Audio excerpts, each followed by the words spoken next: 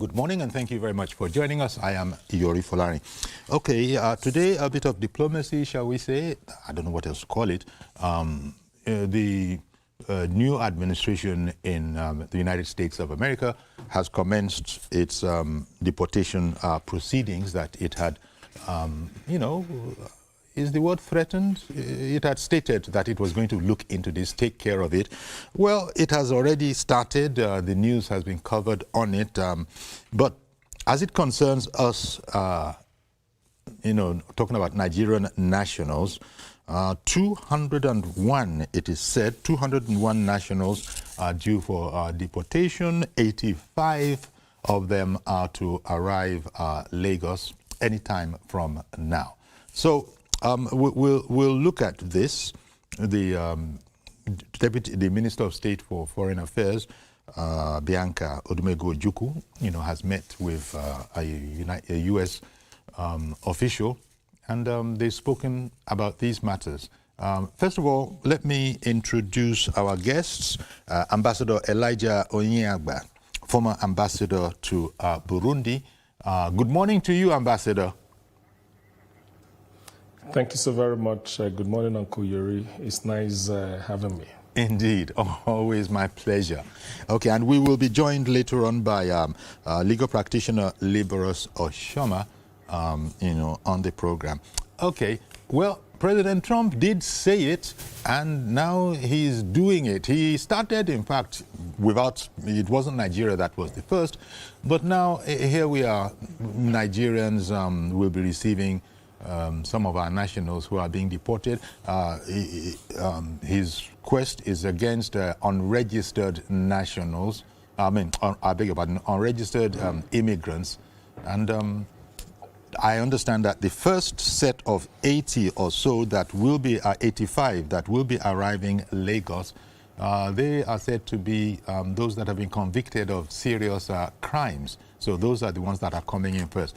But Ambassador, give me your overview of this particular Trump policy, and now that it has started, are there special areas? Because Ambassador, Bianca Ojukwu, she also was saying that one of the things that concerned us was dignity of the human being, and that they did not expect our nationals to be roughly treated. What can you tell us about this whole scenario? Thank you so very much, Uncle Yuri. During the U.S. electioneering campaign, immigration is always a very big issue, and quite a lot of people have you develop your school of thought as to what you think you need to do if you're on the ticket to vie for elections in the United States. And Trump did not mince any words. He was very strong on his immigration policies in terms of what he wanted to do. He felt that there are a lot of millions of illegal immigrants that has come into the U.S., and that they are involved in all sorts of crimes. And in fact, if you listen through his acceptance speech, and of course the inaugural speech that he gave, he actually made it very clear that he was going to embark on this deportation, massive deportation of illegal migrants into the United States. Incidentally, it's getting clearer to us that quite a lot of Nigerians are going to be affected by this policy. And usually deportation is not something that it's easy to discuss. Deportation have got quite wide and far-reaching consequences, both for the individual, both for the economy as well. In fact, if you want to sit down to analyze the implication of this, you can look at it through several prisms. There are economic implications, there are social implications, there are even diplomatic and political implications at the country-to-country level. So what the Minister of State for Foreign Affairs, Her Excellency Ambassador Bianca, has done is basically to bring to the consciousness the fact that Nigeria's expectation is that due process must be followed, and that the rights and dignity of the individuals concerned must also be protected while this process is going on, which is what the government is expected to do anyways. But clearly, that's not a very good thing for us as a country. Yes, we will continue to speak against illegal migration to countries, but at the same time, from economic perspective, if you look at it, you ask yourself, why do people move from one country to the other? We complain about brain drain, but again, on the other hand, Nigerians living in the United States has been a very significant contributor to remittances that come into Nigeria. It means that on a yearly basis, the figures and statistics shows that there are billions of dollars that move across from the United States into Nigeria in the form of remittances. So when you deport people that usually send these monies are sent for local investments. They are sent to assist families here in Nigeria. They are sent for very many reasons. And the implication of this economically when you deport them is that you begin to find that our economy will not be performing at the rate at which it wants to perform, because what it means is that there will be a massive decline in the remittances that come into the country. So that in itself is not a very good economic outlook for the country, And not just in those remittances, you will also find out that when people move from the U.S. back into the country, we are likely to experience an issue of employment. So I envisage that the unemployment rate in Nigeria is likely to increase as a result of that. Unemployment and underemployment, because when people come in, sometimes they struggle with skills mismatch. It might be someone that is working in the digital environment or in the digital sector, in the digital space. It might be someone, that is an entrepreneur. And by the time they come into the country, what you begin to experience is that there's actually no job for them to do, or they struggle to fit in into the Nigerian society, particularly people that have been there for a very long period of time. So this will have a negative economic consequence on the Nigeria's economy. So that's one. There are also the social implications, because sometimes when you deport people back into the country, sometimes they are married there, sometimes they've already had children. So the children begin to, families are disrupted. And there are challenges. Even the ones that are in Nigeria that hitherto receive this funding or in the form of assistance through remittances that come into the country, there is distress. Nobody is happy. Everybody is very worried as to what is going on and how they will continue to survive in the absence of the remittances that they were receiving previously. So that in itself is also an issue. Sometimes there is also a stigmatization issue. You're walking around and say, that's that one that was deported from, wherever. So that stigmatization is also a big problem. It's not a very good thing to hear that someone is, deported from one location to the other. So this is also some of the social challenges that we are likely to have. Again, there's also the diplomatic and political consequences as well. Because if Nigeria begin to feel that the citizens of the country are not properly treated in the form of, in this whole process, what that can also lead to is a diplomatic row between Nigeria and the U.S. as well. So that's why I appreciate what the Minister of State have done to go and commence this diplomatic engagement with the U.S. Embassy to say, listen, we want due process to follow, and we also want the rights and dignity of our citizens to be protected in the course of this, which is the right thing to do. So, if this process is not followed, properly legally and, maintaining their rights and dignity, it can also lead to a diplomatic row. So there are far-reaching consequences. But again, on the part of Nigeria, I believe that what government needs to do is to strengthen our diplomatic engagement with them, and then trying to find a way to ensure that, our people are not, their rights are not trampled upon. And also to begin to look at what economic consequences, what economic, reintegration policies can we have? How can we increase job opportunities so that once people are coming into the country, there will be also a fallback so that we don't begin to have people that go into crime and all kinds of social vices on the account of not seeing anything that they would do as soon as they come into the country. Okay, thank you very much, Ambassador. Now, as I said at the beginning, we also had another guest, Mr. Libros Oshoma. Libros is a lawyer and a policy analyst. Thank you very much, Libros, for coming on. Your take on this. You know, the ambassador has spoken about so many different possible effects. But I was looking at the number, 85 to arrive today, 201 total in this particular tranche. It might be more, but we're talking about 201 have been sort of certified and, you know, processed for deportation, 85 reportedly arriving anytime, maybe today, because this was the news yesterday, while the 116 others are to remain in detention. What are your thoughts about this whole matter? I'm sure you'd have read up on the Minister of State for Foreign Affairs, Ambassador Ojukwu. First and foremost, the question is, why would Nigerians, for example, prefer to remain in prison in America than be deported to Nigeria? That's the big question mark. Over the weekend, there were videos of National Security Advisor trending, you know, on his outburst.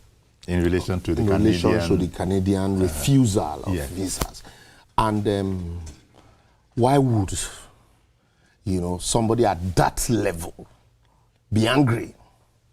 Ordinarily would have been, you know, something that, you know, would not even be mentioned, because you would hear, for example, an outburst from a national security advisor in America, for example, that they were refused visa to come into London, England, you know. So when we find answers to these questions, and that's where we'll now be able to take the minister's statement, you know, just oppose it, and Nigerians generally in Nigeria, even the ones here, feel that they are not fairly treated.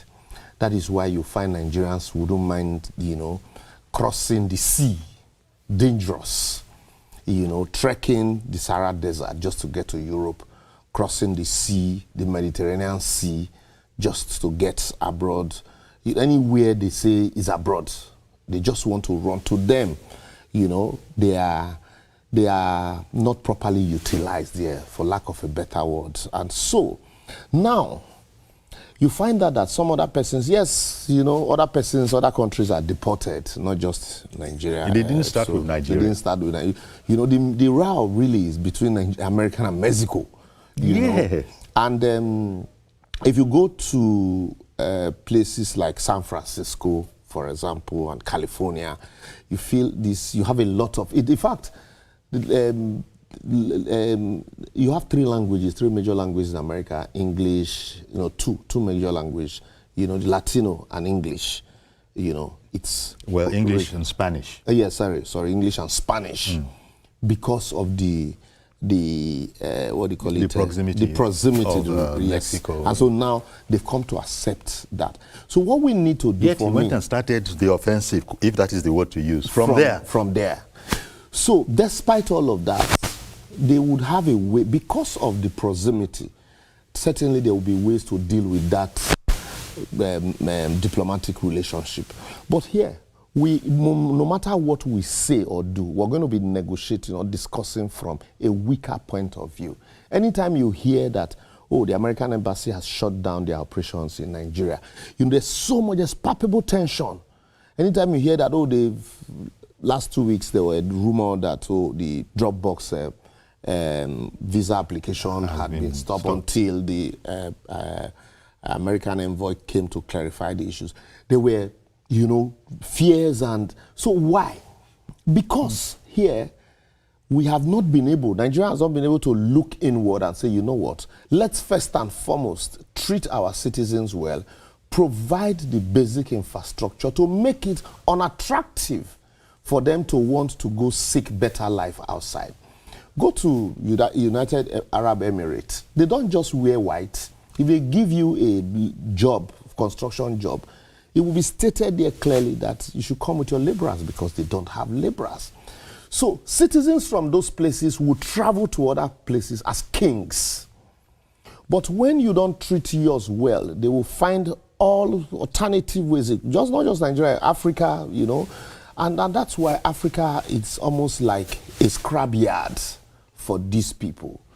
Yeah, I get all of that, liberals, No, but the freedom... I'm getting there. Okay, the freedom to travel, the freedom to decide that, you know, I have nothing against Nigeria. Nigeria is my country, but, you know, I'm going to make my life in Portugal, for instance. There are some persons who, if you give them an opportunity, they don't want to travel. Okay. But that's why I need to lay that foundation. Okay. Majority of these people, the ambassador talking about stigmatization. Why would there be stigmatization if ordinarily these people are people who will want to voluntarily, you know, come back here and then still have that opportunity to go crisscross? There are people here who travel to these places, you almost know, on a monthly basis, and then come back to Nigeria. That's right. You know, but the issue here is, why would Americans want to deport? Where do you have that number of, you know, undocumented immigrants? You can look at it from based on the population and say thought it was small. 201, 85 of which are convicted individuals. You said for the first trenches. Yes. Yes. You're talking about the first, not second. Because there might be second, Nigerians, there might be third. Plenty. Yes. So if you look at, for me, it is not small, it is high. Okay. It is a high number. And then I will get to the issue of convicted and why convict them, why bring them to self-sentence here. You know? Okay. So, you know, okay, because can I take that particular thing that you started? Let me take it to the ambassador and then we'll come back here. Ambassador, talking about the convicted individuals among the Nigerians reportedly held and have been processed for deportation. How does that work out? When you are convicted, that's not a nice thing. I mean, let's face it, but at least they are paying their debt to society as per American rules. But when such people are deported, the point was made, in one of the reports I was reading, where the Americans were stating, look, there's no opportunity for this is where you want to go or this is where you come from. We're dropping all of you in Lagos. It is now the Nigerians' responsibility to know which one came from Asaba, which one came from Morocco or whatever. That it was said, I mean, there's no matter about dropping you off in Kano or in Abuja. We'll drop you off in Lagos. Could you explain what is the proper protocol when we have situations where convicts are deported before the completion of their sentence, and even as some have completed their sentences and are then deported? What is the so how does that affect the individual? Those that have not completed their sentences, do they come here and complete those sentences or what? You know, thank you so very much for coming back to me again. And for the lawyer, the legal practitioner in the studio, a very good morning to you. Yeah, clearly, there are protocols that are established on how to handle these issues. In fact, in diplomatic relations, part of the memorandum of understandings that could be signed between country to country is exchange of, prisoners. It's also being able to transfer people that have not finished serving their sentences in one country back to the country of their origin so that they can actually complete it there. So these agreements exist. I don't have in clear terms as to what exactly we have with the United States. It's not a one-size-fits-all. Agreements with India. Okay. Yeah, it's not a one-size-fits-all. We have this agreement between India and Nigeria, for example. We could have it with quite a lot of. These are part of the agreements you sign in the form of memorandum of understanding in diplomatic relations, But I want to look at it from this perspective. People that are in prison in America will feel that maybe American prison is a lot better for them than serving in Nigeria. That's on the one hand. On the other hand is that people that have illegally migrated to the United States of America that are not contributing to the economy of the U.S. because they're in the prison, the country is actually facing the pressure of taking care of them in the prison. So that can also be one of the reasons why they say, you know what, this guy has committed a crime. He is here. We are taking care of them, feeding them 3 times a day, giving them all kinds of training in the prison. Now, it's better to actually reduce our cost because you know that Trump's economic policies has all been, self-preservation, America first, how to cut costs, how to, make America great, quote and unquote, in his, understanding of what that means. But clearly, I want to look at it from a perspective that they feel that there's pressure on their finances, on the economy, taking care of them. And therefore, it is better to get them back into Nigeria. So the protocol will be, if we do have people that have not completed their sentences and they come back to Nigeria, do we have that understanding with them that, or rather, the MOU we have with them, is this such that we can transfer them into our own facilities and then they complete it here or otherwise? So I think that, the people in charge of these issues will look at it and then find a way to get them to be. And I do not think that it's in their place to begin to think that, someone is from Ekiti and another person is from Kanu and another they are Nigerians. They are there. Exactly. They're Nigerians. Or whatever. That's why they say they're dumping them in Lagos. Illegally. And you Nigerians sort them out. Yes, from Nigeria. So it's once they get them to the soil of Nigeria, they have done their own part. The Nigerian government is expected to take that up from there. And then if there are people that have not completed their sentences and we have such understanding, maybe they will not decide where. Maybe they will not transfer the person back to a facility that is closer to where the person comes from. And some of those details, I'm sure the government authorities between Immigration, Nigeria Correctional Service, Ministry of Foreign Affairs, will look at these issues and find a way to... Ambassador, the lawyers wants to chip in something here. Yes, I was the one that raised that issue. Why? And because some of this crime, even the penalties for the commission of the crime is that you can be deported, even if you are residents. And because a crime, it's like you have violated part of the terms of residency in that society. But the challenge here is, that's why I said Nigerians would rather want to spend, do time in these prisons than come back home.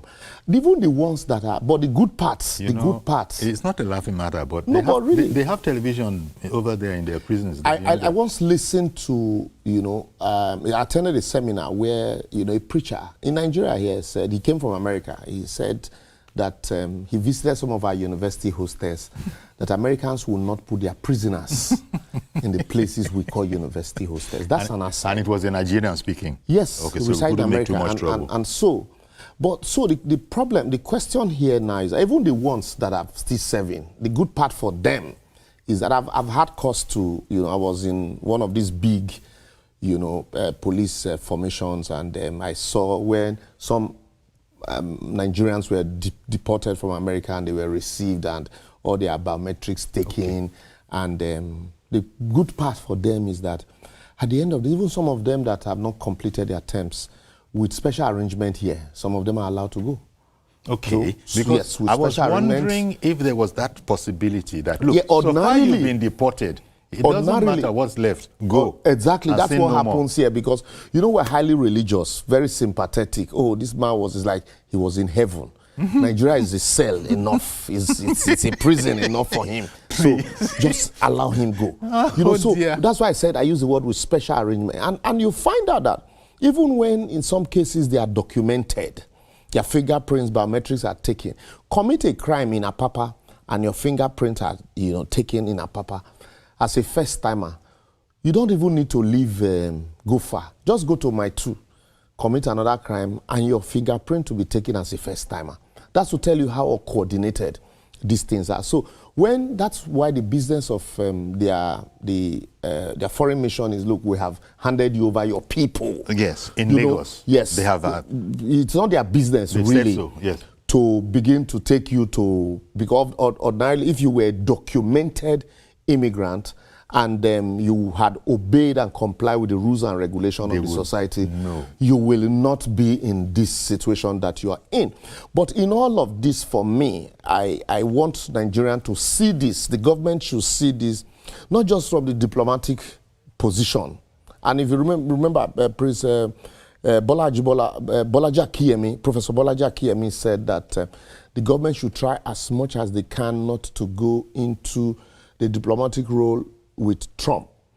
But we should see this as an opportunity to look inward and say, how do we ensure that we'll make Nigeria more attractive to our citizens, that even when they go, if they are not fairly treated over there, rather than committing crime to make ends meet, they would know that there are opportunities here. So it is easy to just buy a ticket and come back home instead of, remaining in prison abroad. So that's for me should be the take home generally. I hear it. But some, as you know, have simply developed a taste for the American, way of life, and so they want to stay there willy-nilly. And I hear what you're saying. We'll come back and talk a bit more about that. Ambassador Elijah Onyagba, we'll take a short break. Please stay with us. We'll be right back.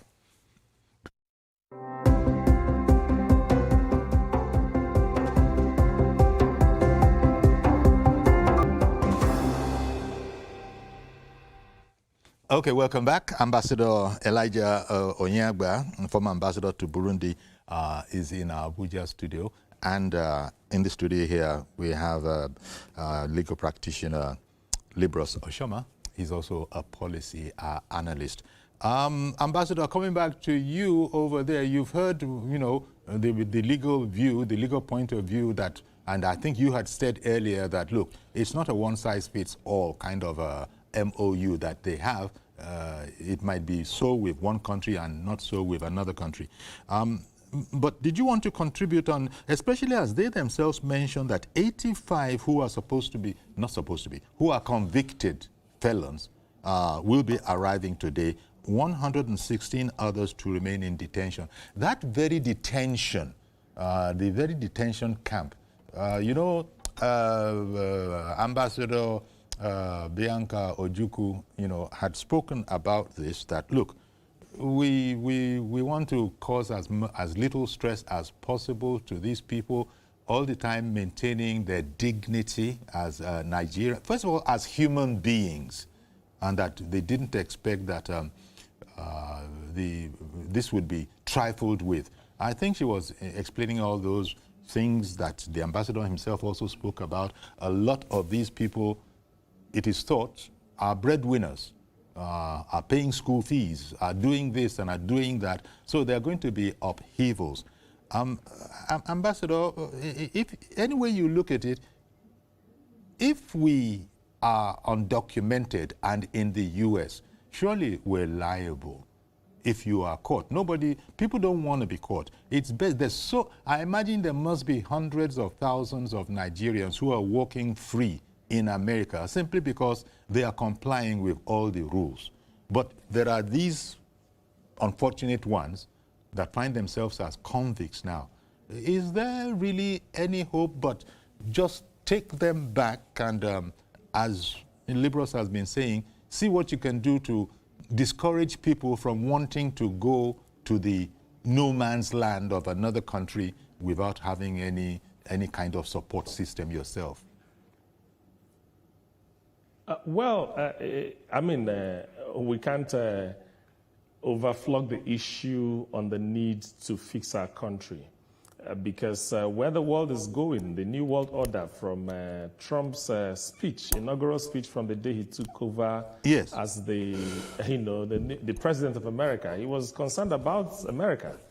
And I think that the lesson actually there for us as a country and for quite a lot of African countries is to sit back and fix your country. Nobody is going to do that for us except ourselves. So there's nobody coming from Mars or coming from anywhere, And these issues don't happen overnight. You must do a lot of work. We must provide basic infrastructure. We must provide economic opportunities and job opportunities for our people. Because, if you've traveled around the world, you find out that, irrespective of the kind of comfort you find over there, there is still no place like home.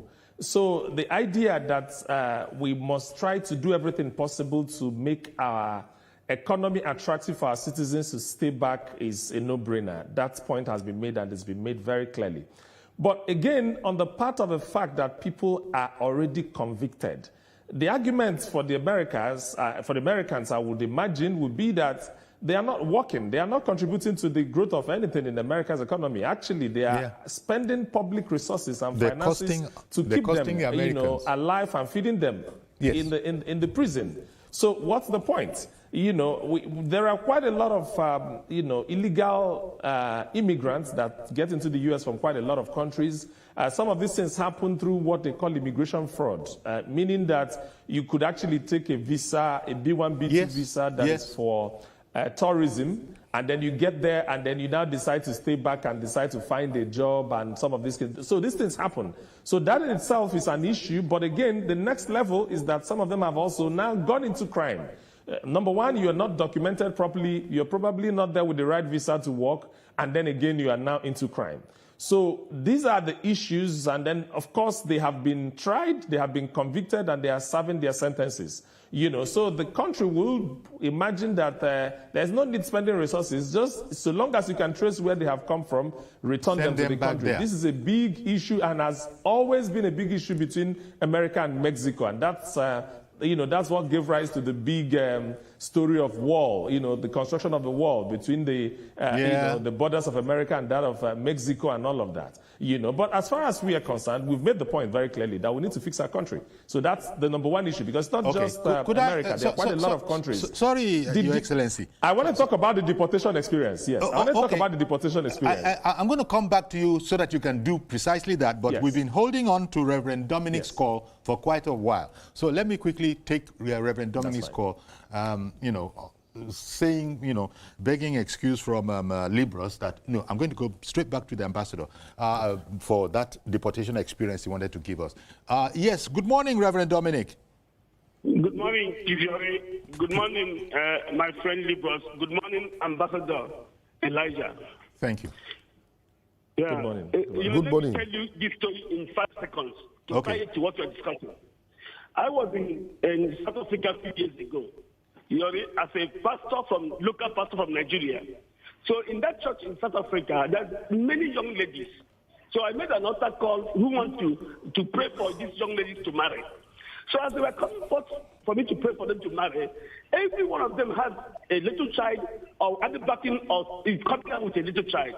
So I talked to my host. I said, my host, maybe because I'm coming from Nigeria, they don't understand my English. Could you tell them what I said? I need young single ladies whom I can pray to marry. So my host said, Pastor, Prophet Kikwe, pray the prayer. After I'll tell you the story. Long story short, at the end of the service, he took me to his office. He said, these young ladies in South Africa here, that for them to have a child is to have economic security. The government of South Africa paid them child support. I bring it down here. When you say Nigeria should stay in Nigeria, what is it for Nigerians for Nigerians? I'm not going to America, I'm going to South Africa here. For a young girl to have a child in South Africa, it is a privilege to her to have what they call economic support. But a Nigerian girl that took in will call baby mama, if he doesn't come out from a rich home, he will suffer it all the days of her life. As long as there's no things for Nigerians, Nigerians will go anywhere there's something. And that makes me to be enemy of liberals and you and other people. When we remove subsidy here, I cry my eyes out. Because I've traveled a little bit worldwide. I said, every individual of a nation, how something she or he will fall back to. But Nigeria is different. Okay, thank you very much, Reverend Dominic. Okay, quickly back to you, Ambassador, as I promised, and then I'll come to Libros in studio. You were going to tell us something about the deportation experience. Yes, I want to talk about this because it's important that we understand that it's not usually a very good experience, and that's the reason why the minister has been speaking about it. I've been in a plane where I found people that were being deported in Nigeria. They are the last to board the aircraft or the first to board the aircraft, and actually they are treated as prisoners. Yes. And when you disembark in Nigeria, they are the last set of people to also, in fact, they usually have them at the rear parts of the aircraft. That's where they keep them together. Usually in shackles? By the time everybody disembarks, not necessarily in shackles. I haven't seen the ones that are in shackles. But maybe the ones that are in prison, the ones that are convicted of maybe criminal, whatever, But usually, they line them up and they don't come out of the plane yet until officers of the Nigerian immigration and maybe correctional centers and all of that now go and, they stay in a file. They match them, whether boarding the aircraft or coming out of the aircraft and all of that. So this is usually not a very wonderful experience, to have. And that's why I'm sure the reason why the Minister of State Foreign Affairs was trying to make the point that their dignity must be preserved in that process. So just before I come to you, George has called in, but I'm coming straight to you. Good morning, Mr. George. Good morning, Uncle Yeri, and good morning to the two guests. Yes. Uncle Yeri, traveling to other countries to experience is a human right. Can you hear me? We can hear you. Yes, it's a human right. Even if everything was okay economically in our country, people will still have a reason to travel and go and experience in other countries of their choice. Mm-hmm. That's what happens. They call us third world countries. As third world as we may be, you know how many people from other countries are in this country, Nigeria, including Americans, private American citizens who come here to do one business or the other. Yeah, but the point is they say they are unregistered. America is not saying don't come near us. Come and be registered. We need to know who is coming in. Uncle Yori, we know where Trump is coming from. He's on a mission of personal vendetta. Okay. He believes the crimes against him as a person. You know, there were attempts by some criminals to assassinate him. And all the while, he has been against, he has a racist tendency within him. But he has forgotten that America, an average American, is an immigrant. We were better than America as at 250 years ago, comparatively. I can tell you that. Anybody can look at the history of America. 250 years ago, were they in the position Nigeria is today? We are building our country. No matter how we succeed, then they should just allow us stay and do anyhow. There will be some people who want to experience other countries. Same countries, play these things down for humane reasons.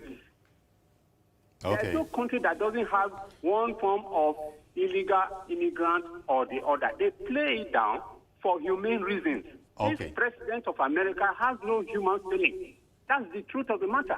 All right. They allow the criminals to come to power in their country. Okay. Thank you very much, Mr. George. you see, there are two issues here. Nobody's saying don't come. But the thing is, don't come. There are rules. Mm-hmm. You must comply with the rules for coming. Because the point must be and if you say you're coming, of Americans walking freely in America. As I speak to you now, this today, there are Nigerians who will leave Nigeria to America today and will not come back. Yes. Despite this deportation, there are people who will leave, and their own is as I'm going, they will come back. And also to add to what the ambassador has said, usually, for some of them, that maybe some of these people might just be arrested for minor crimes.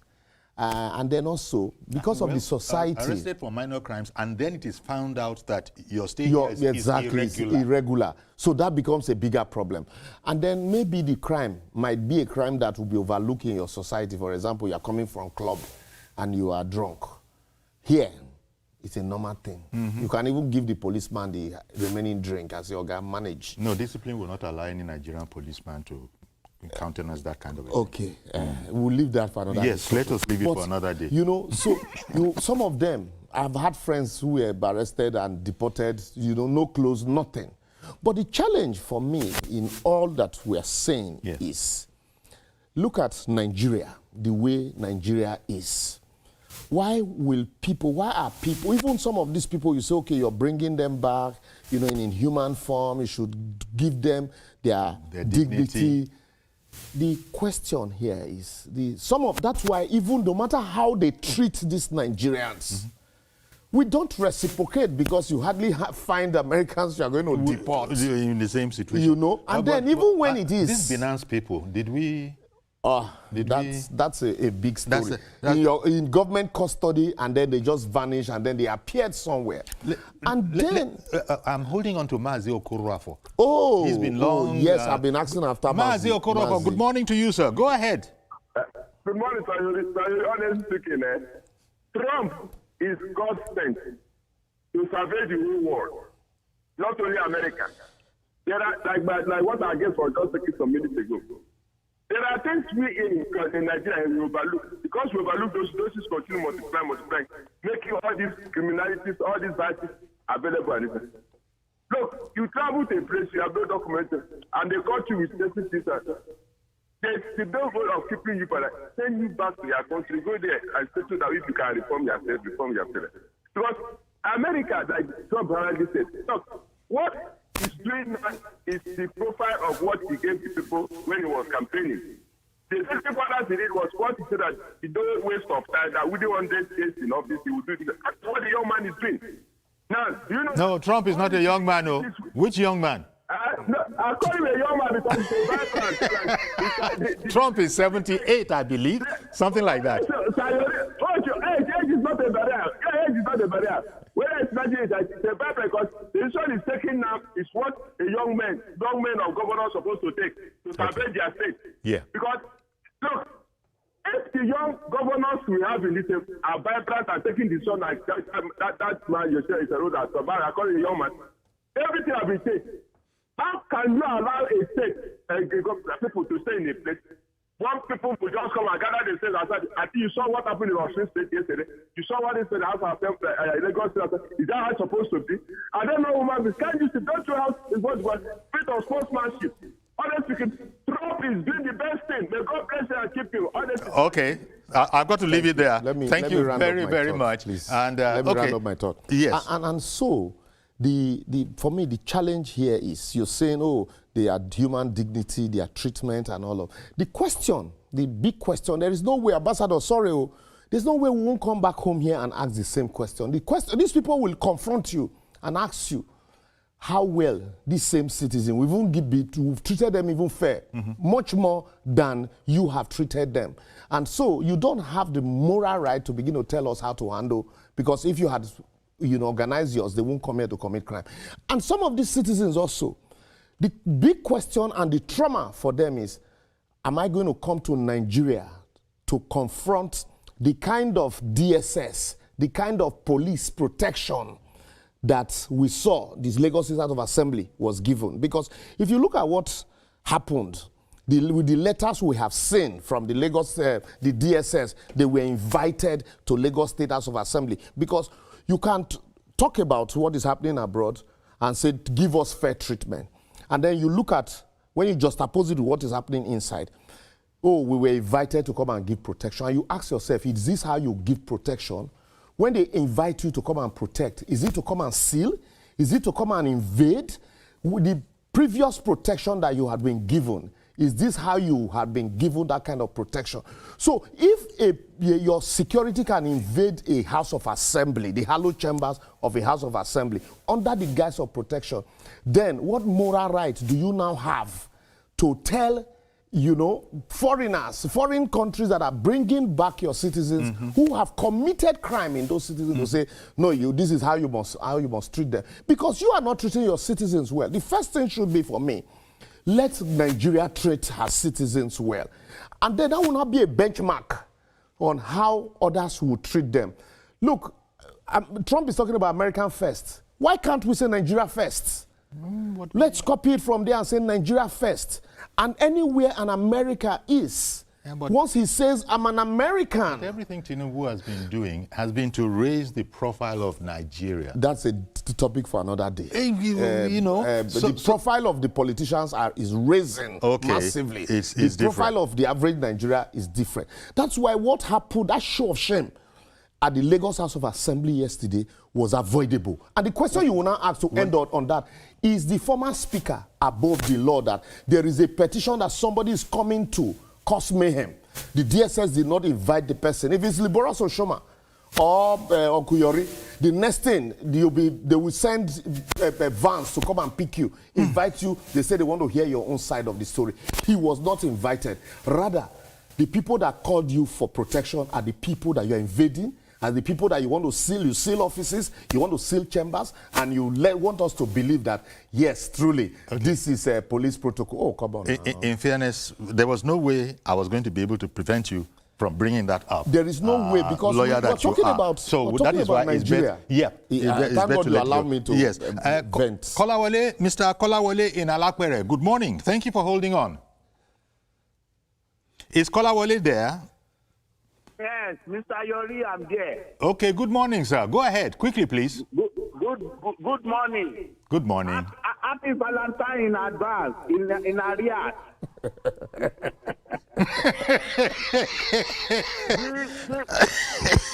the Nigerians migrating all over the country. Some of them are not serious. And they are not trustworthy to travel. Let me give you an example.